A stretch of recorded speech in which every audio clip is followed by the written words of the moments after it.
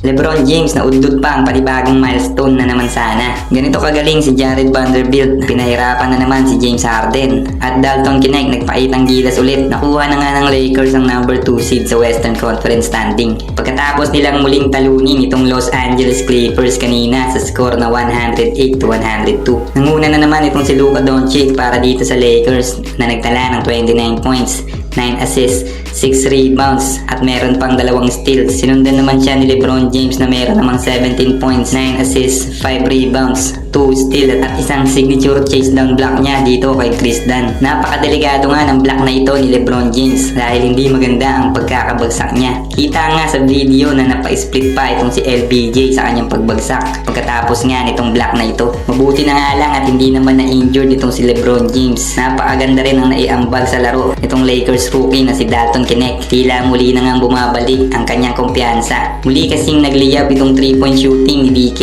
Gumawa nga itong si Knecht ng 19 points, shooting 7 out of 10 sa field at gumawa siya ng 5 3-point shots. Dahil nga wala itong dalawang core player ng Lakers na sila Rui Hachimura ay nabigyan ng disenteng minuto itong si Dalton Knecht at hindi naman niya binigo itong Lakers dahil sa ganda ng kanyang inilaro. Tila nga bumalik ang kumpiyansa nitong si Knecht simula nga nang makabalik siya dito sa Lakers pagkatapos nga ng hindi natuloy na trade niya papuntang Hornets. Hindi natin maikakaila na isa din naman itong si Knecht sa maaasahang bench player ng Lakers ngayon dahil nga sa pinakita nitong laro ay maski nga itong si Luka Doncic ay napabilib niya sa kanyang laro. Ayon nga dito kay Doncic ay bilib nga daw siya dito kay Knecht. Mahirap nga daw ang kalagayan nito dahil nga ramdam pa nito ang pressure at pagiging rookie sa ngayon. Isa pa nag-step up sa Lakers ay itong si Jared Vanderbilt. Bukod nga kasi sa kanyang napakagandang depensa dito kay James Harden at nilimitahan niya ito sa scoring ay siya din ang nanguna para sa Lakers sa rebounding. Nagtala kasi itong si Vando ng 9 crucial rebounds sa game na ito. 5 nga sa mga rebounds na iyan ay galing sa offensive rebounds. Kaya naman kahit hindi kagandahan ang shooting percentage ng Lakers dito ay napakarami naman nilang naging second chance dahil nga dito kay Vando. Maganda din ang naging depensa ni Vando maging dito kay Kawhi Leonard at naging highlights din ang butatan niya dito sa big man ng Clippers na si Ivica Zubac. Nagtapos si Vando na halos double-double ang stats na may 8 points,